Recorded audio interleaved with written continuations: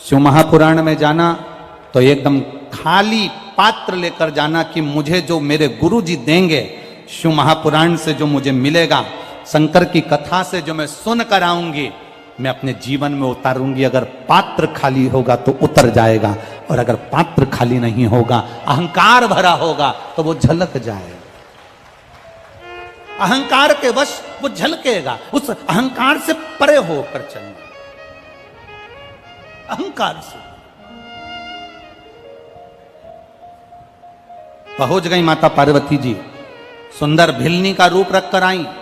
भिलनी का रूप रखकर जैसे ही माता पार्वती जी ढूंढते ढूंढते उस क्षेत्र में पहुंची, भूल गई माता पार्वती जी भी। शिव जी के ढूंढते ढूंढते अपने पुत्र को, पुत्री को ना जाने कहां है, कहां पहुंच गए, कैसे हैं, कहां गए, ढूंढते ढूंढते पहुंची। इतने में नंदी ने माता पार्वती को देखा और शिव जी के लिए उन्होंने मुंडी हिलाना प्रारंभ कर दी। शंकर जी समझ गए पार्वती जी मुझे लेने के लिए आ गई। शिव जी ने देखा कि नंदी का मुख उधर है, मतलब पार्वती उधर खड़ी है। इतने में शंकर भगवान उठकर खड़े हुए। पार्वती, गणेश, कार्तिकेय और गणेश दोनों स्त्री के रूप में आ गए, और पार्वती जी भी वहां भिलनी के रूप में आकर शिव जी का दर्शन करी। शंकर भगवान से कहा, प्रभु जी कृपा करिए, हम यहाँ आकर मार्ग भूल गए, इसलिए निवेदन है हमें सत्य मार्ग की ओर बताएं। शंकर की कथा कहती है, शिव महापुराण की कथा स्वयं भूले हुए को भी मार्ग प्रशस्त कर कर परमात्मा के दरवाजे तक पहुंचा देती है। शिव महापुराण की कथा भटके हुए को भी परमात्मा का सत्य मार्ग बता देती है। शिव जी का वो मंदिर आज भी भूलेश्वर, मतलब शिव जी वहां कर भूल गए थे, पार्वती वहां कर भूल गई थी, गणेश जी वहां कर भूल गए थे। सारी दुनिया में केवल एक मंदिर है भूलेश्वर महादेव का, जहां पर ये भूलेश्वर महादेव, पूना से सोलापुर के बीच में एक शंकर का मंदिर आता है भूलेश्वर महादेव का, जहां पर भगवान शंकर के मंदिर में गणेश जी स्त्री के रूप में हैं, कार्तिकेय जी स्त्री के रूप में हैं, और पार्वती जी भिलनी के रूप में विराजमान हैं। जहां पर नंदी भगवान शिव से कह रहे हैं, ये भूमि भूलेश्वर बाबा यहां कर हम भूल गए, ऐसी कृपा करो कि इस स्थान पर जो आए और एक लोटा अगर जल भूले से भी चढ़ा कर चले जाए तो वो संसार सागर में कभी ना भूले, परमात्मा के सतमार्ग की ओर चलता रहे। वो भूलेश्वर महादेव। कभी आप पुणे जाएं, महाराष्ट्र में अगर पुणे की ओर जाएं तो पुणे से लगभग 70-80 किलोमीटर की दूरी पर भूलेश्वर महादेव का एक मंदिर पड़ जाता है, जहां पर पहुंचकर भगवत भजन की एक कीर्ति बढ़ जाती है, एक आनंद की अनुभूति बढ़ जाती है।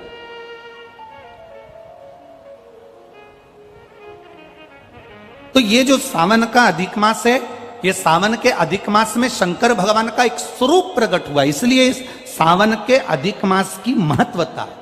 आपको कहा था कि जितनी भी जगह पर, जैसे कथा पुष्कर जी में हुई, अलवर में हुई, मैनपुरी में हुई, अब इसके बाद में 1 तारीख से 7 तारीख तक तिल्दा नेवरा में चालू हो जाएगी 2 बजे से छत्तीसगढ़ में, फिर दतिया में चालू हो जाएगी, उसके बाद में राजगढ़ ब्यावरा, जिला राजगढ़ मध्य प्रदेश में, ब्यावरा के पास वाला राजगढ़, वहां प्रारंभ हो जाएगी। फिर वापिस एक कथा छत्तीसगढ़ में प्रारंभ। जितनी कथा सावन के महीने में जिसको मिली है, बाबा देवादिदेव महादेव की कृपा से जिसको मिली है अधिक मास से जुड़ी हुई सावन के महीने की कथा, अपने भाग्य की सराहना करना और अपने को किस्मत वाला समझना कि भगवान शंकर का एक अवतार, शंभेश्वर अवतार, यह अधिक मास और सावन के मिलन में हुआ है। शिव का एक अवतार, शिव जी का एक नाम पड़ा था शंभेश्वर महादेव, एक अवतार प्रकट हुआ है, शंभेश्वर महादेव का एक रूप प्रकट हुआ है।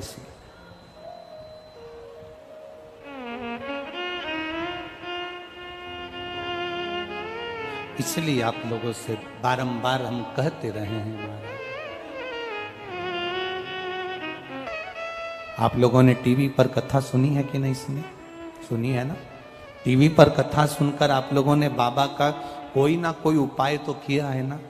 किया है तो बाबा ने कुछ ना कुछ तो आपकी जिंदगी में थोड़ा बहुत दुख तो मेरे बाबा ने कम किया होगा, तब तो आप यहां बैठे हो, नहीं तो कौन आता?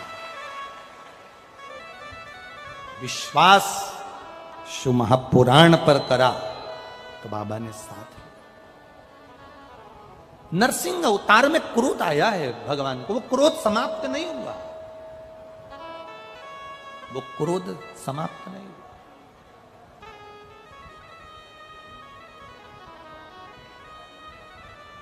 क्रम चालू हुआ, क्रोध चलते चलते चलते चलते इंद्रदेव के पास, वायुदेव, वरुण देव, गरुण देव, सब सारे देवता इकट्ठे होकर देवाधिदेव महादेव के पास पहुंचे। बाबा बाबा शिव जी की स्तुति, शंकर भगवान की प्रार्थना किसी के दूसरे ने जो बताई वैसी नहीं करना, अपना दिल करे ना वैसे भगवान की प्रार्थना करो। भगवान की प्रार्थना तुम्हारे दिल से होना चाहिए, दिल से। एक बकरी चराने वाला, भेड़ चराने वाला शाम के समय सारी भेड़ों को एक जगह पर इकट्ठा कर लेता था, भेड़ों के बाल में से बैठे बैठे जूं निकालता था, जूं निकाल कर कहता था, राम जी तुम्हें वन में रहते रहते बहुत सारी जूं पड़ गई होगी, एक बार तुम मेरे पास आ जाओ, मैं सारी जूं निकाल दूंगा तुम्हारी। बस वो बैठे बैठे यही बोलता रहता था कि राम जी तुमको भी जूं पड़ गई होगी, मैं निकाल दूंगा। एक संत वहां से निकल रहे थे, उन्होंने उसका शब्द सुना, संत को क्रोध आ गया, कैसा मूर्ख है, भगवान को क्या जूं पड़ती है, हर कुछ बोल रहा है, पागल हो गया है। संत ने एक थप्पड़ रखकर उस भेड़ चराने वाले को, बकरी चराने वाले को मारा और कहा, आज के बाद ऐसा शब्द मत बोलना कि राम जी को जूं पड़ गई होगी, तेरे में अक्ल नहीं है, हर कुछ बोल देता है कि राम जी मेरे पास आ जाओ, तुम्हें जूं पड़ गई होगी, मैं तुम्हारी जूं निकाल दूंगा, ये कोई शब्द होता है? उसने बोलना बंद कर दिया। 4 दिन निकल गए, माता सीता जी ने भोजन नहीं किया। राम जी ने सीता जी से पूछा, तुम भोजन नहीं कर रही हो, क्या बात है? सीता जी कहती हैं, एक बेचारा बकरी चराने वाला था, भेड़ चराने वाला, शाम को बकरी और भेड़ों को इकट्ठा कर कर उनकी जूं निकालता था और बड़े प्रेम से कहता था, राम जी वन में रहते रहते तुमको जूं पड़ गई होगी, मैं तुम्हारी जूं निकाल देता हूं। उसको प्रार्थना करना नहीं आती, उसको संस्कृत के शब्द नहीं आते, उसको हिंदी के भी वाक्यों को बोलना नहीं आता, वो कोई संबोधन बोलना नहीं जानता, वो स्तुति करना नहीं जानता, बस वो प्रेम से कहता है कि तुम्हें जूं पड़ गई होगी, मैं जूं निकाल देता हूं। मुझे बहुत अच्छा लगता था प्रभु। राम जी ने हनुमान जी को बुलाया, हनुमान जाओ, जिस संत ने उस बकरी चराने वाले को बोलना बंद करा है, इलाज करके आओ। हनुमान जी जाकर एक गदा का प्रहार किए, संत चित्ते पड़े। संत ने पूछा, मेरी गलती क्या है? हनुमान जी बोले, जाकर बोल उस भेड़ बकरी चराने वाले को, तेरे दिल से तू जैसी स्तुति करना चाहे वैसी कर, राम जी दिल की स्तुति देखते हैं, बनाई हुई स्तुति राम जी नहीं देखते। राम बनाई हुई स्तुति नहीं देखते। मेरे भोलेनाथ तुम्हारी बनाई हुई स्तुति से प्रसन्न नहीं होते। जिस दिन तुम्हारे दिल में आ जाए और तुम शंकर जी के मंदिर में जल चढ़ाने के लिए जाओ, उस दिन तुम बाबा से प्रार्थना दिल से भी कर सकती हो। बाबा बाबा, ओ भोलेनाथ जी, शंभू, जल चढ़ा चढ़ा के सावन के महीने में ठंड लग रही होगी तेरे को, बाबा बहुत ठंड लग रही है, आज मैं जो दिया लगाऊंगी ना उसमें हाथ लगाकर तेरे को सेक दूंगी, ठंड नहीं लगेगी तेरे। कभी दिल करा करे, बहुत सारी बेलपत्री पड़ी हो ना तो बाबा को ढक दो, बाबा ठंड नहीं लगेगी इसलिए मैं ढक रही। कभी कभी गणेश जी और कार्तिक पर हाथ रखकर कह दो, बाबा जैसे ये तेरे 2 पुत्र हैं ना, वैसी मैं तेरी बेटी हूं बाबा, पर बहुत दुखी हूं बाबा। बाप अपनी बेटी को दुखी देख सकता है क्या बाबा? बाबा बहुत तकलीफ में हूं, तेरे बेटों की तरह मुझे भी मान लेना बाबा। तेरी बेटी अशोक सुंदरी की तरह मैं भी हूं ना बाबा, बहुत दुखी हूं बाबा, तू सुन ना बाबा। तेरा मैंने पशुपति व्रत भी करा था बाबा, पर हो सकता है मुझसे कोई गलती रह गई हो ना, तू मुझसे खुश नहीं हुआ, पर पिता है ना तू मेरा, पिता पिता होता है। बेटी चाहे कैसी भी हो ना बाबा, पर पिता कभी अपनी बेटी से नाराज नहीं होता। बाबा आज एक बेलपत्री मैं तुझे चढ़ा कर जा रही हूं, ये समझना तेरी बेटी अपना हृदय, अपना दिल तुझे देकर जा रही है, तो संभाल लेना बाबा। दिल से कहो उसको, स्तुति दिल से होना चाहिए। दिखावे से शिव के मंदिर कभी मत जाओ। मेरे महाकाल कालाधिपति, मेरे महाकाल बाबा अपने बेटे को भूल गए क्या? मेरे महाकाल बाबा अपनी बेटी को भूल गए क्या? महाकाल बाबा, ये बेटा ये बेटी दोनों बाहें पसार कर तुझे बुला रहे हैं, एक बार गले से लगा लेना मेरे महाकाल। आएगा, लगा लेगा गले से मेरा महाकाल।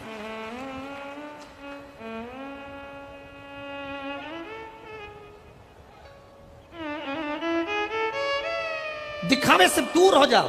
शंकर के मंदिर में जब जाना तब तुम दिखावे से दूर होकर जाना। क्या है शिव पुराण में, क्या क्या भरा पड़ा है शंकर जी की कथा में।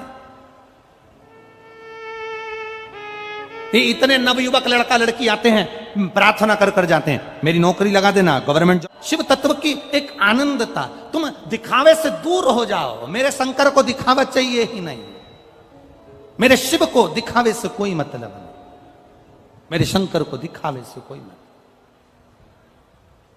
मेरे शिव को केवल तुम्हारा विश्वास चाहिए, मेरे शंकर को केवल तुम्हारा भरोसा चाहिए, मेरे शिव को तुम्हारी दृढ़ता चाहिए। मेरी जीजियों और मंडप में इस कथा पंडाल में बैठे हुए मेरे जीजाओं, आप सबसे निवेदन है, मेरी बेटियों, मेरे भाई, कथा में आए तो हो पर दिल से कह कर जाना, मेरे बाबा दया करना, मैं तेरे भरोसे हूँ, मेरे बाबा दया करना, मैं तेरे भरोसे हूँ, मैं तेरे भरोसे हूँ, मैं तेरे भरोसे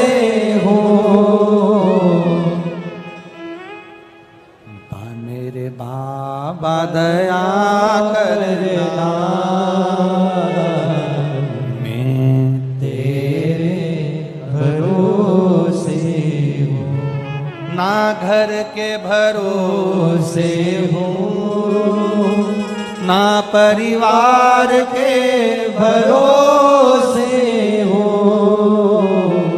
ना घर के भरोसे हूँ, ना परिवार के भरोसे हूँ, भोलेनाथ दया करना, मैं तेरे भरोसे हूँ। छोड़कर सब दिल से कहो। आप आए हो कथा में, हमें कई बार आप लोगों को देखकर बड़ा हृदय से भाव में, भीतर नेत्र के आप लोग तो समझेंगे नहीं भावों का, भीतर से कभी कभी रोना भी आता है। कितनी दूर दूर से 100 500 रुपए खर्च कर कर ये लोगों सबके धक्के खाते हुए 1 किलोमीटर आधा मीटर दूर गाड़ियों को रोक देना। मैं उत्तर प्रदेश सरकार को, मैनपुरी की collector, SP, SDM, DSP, TI, जितना पुलिस बल लगा है, इनको धन्यवाद देना चाहूंगा। पहली कथा है जिसमें इतनी 5 गाड़ियां रोकी जा रही है, आपको दंडवत प्रणाम है। इतनी कथा बाची, उसमें पहली कथा है जो इतनी नजदीक में गाड़ियां रोकी जा रही हैं। नहीं तो हम जहां जहां कथा करने गए वहां 1.5 2 किलोमीटर दूर तक लोगों को पैदल चलना पड़ता है। मैं यहाँ के कलेक्टर, एसपी और उत्तर प्रदेश सरकार को बहुत बहुत साधुवाद देता हूं, जिन्होंने नजदीक में गाड़ियां लगवाई। नजदीक आप कहो उससे दिल से, आपकी चित्तवृत्ति उसमें रमना चाहिए। कभी कभी हमारा हृदय बहुत रोता है कि आप कितनी दूर से धक्के खाते हुए, कोई साधन नहीं, अगर किसी को कर कथा सुनते हैं, मेरे शंभु इनकी झोली ऐसी भरना जिंदगी में कभी खाली ना हो, ऐसा भंडार।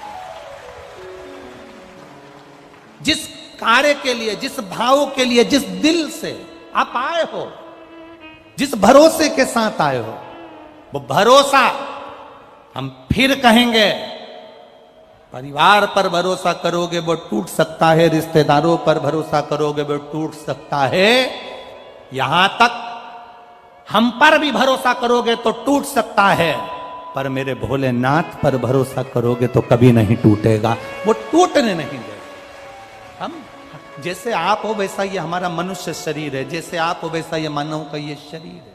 2 रोटी आप भी खाते हो, 2 रोटी हम भी खाते हो।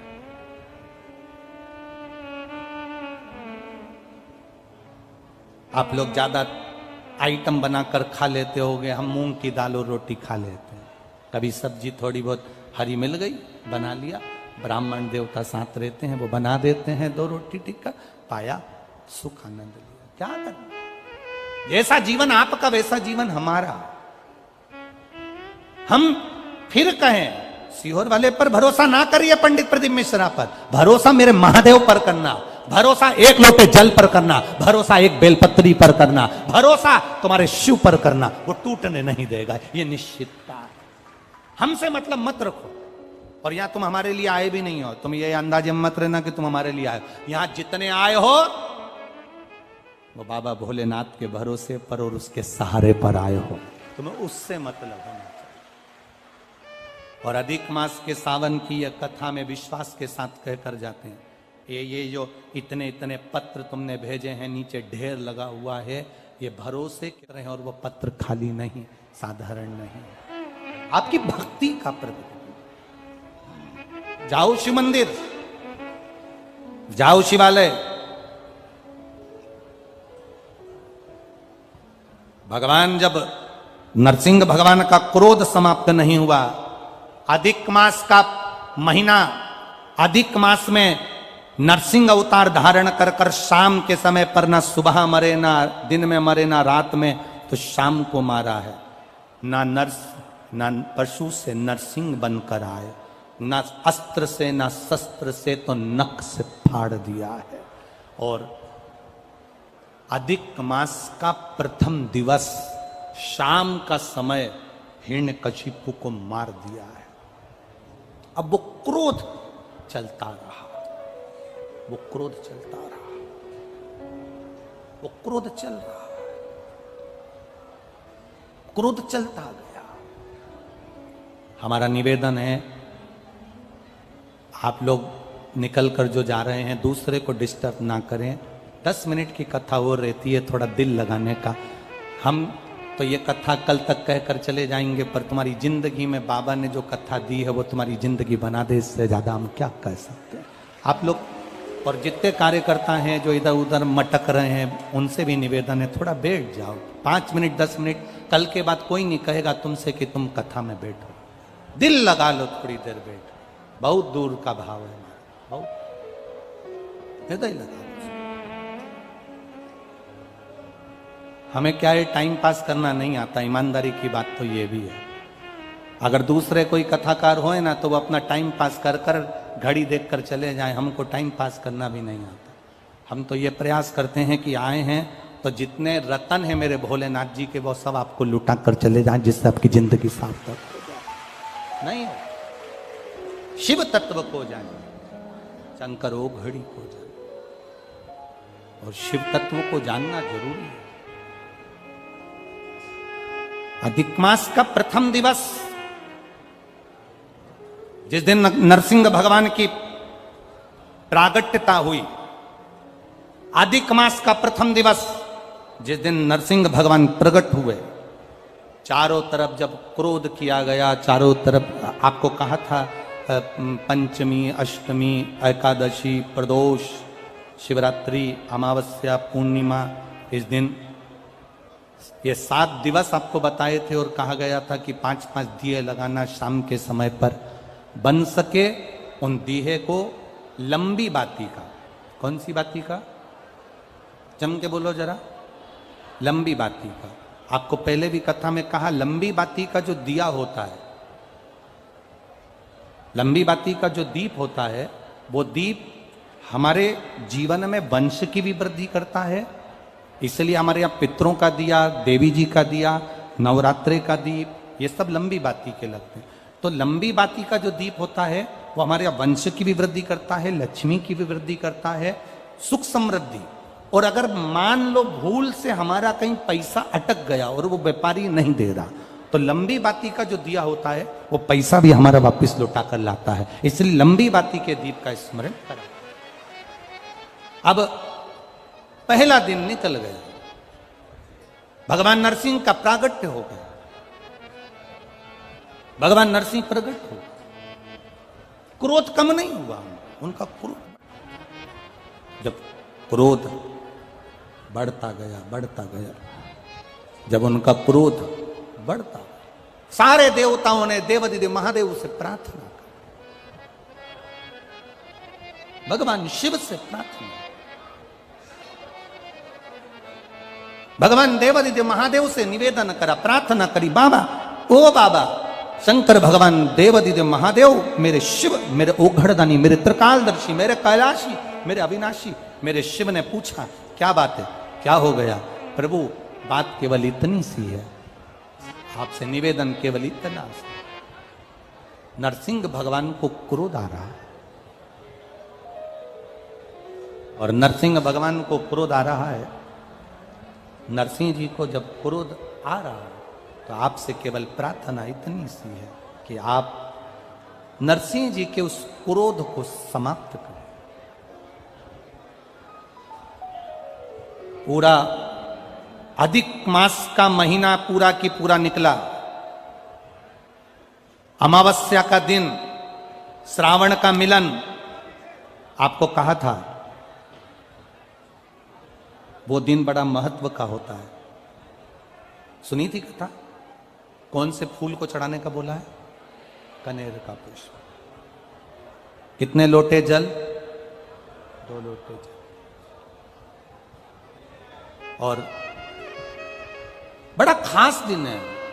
हमारे बीच में आदरणीय महामंडलेश्वर जी पधारे हैं, एक बार जोरदार ताली बजाकर दंडवत प्रणाम।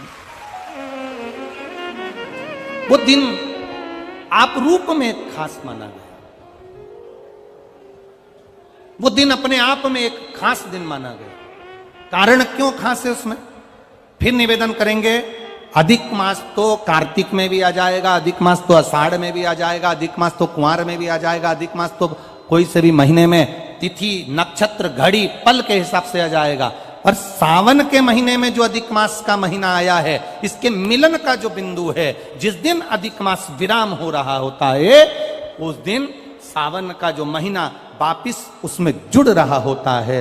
उसका एक क्रम है। जब भगवान देवाधिदेव महादेव से प्रार्थना करी गई, आप कुछ करिए। शंकर भगवान ने कहा, चिंता मत करो, 33 कोटि देवी देवता मेरे शरीर में आकर बैठ जाओ, और मैं एक पक्षी का रूप धारण करता हूं।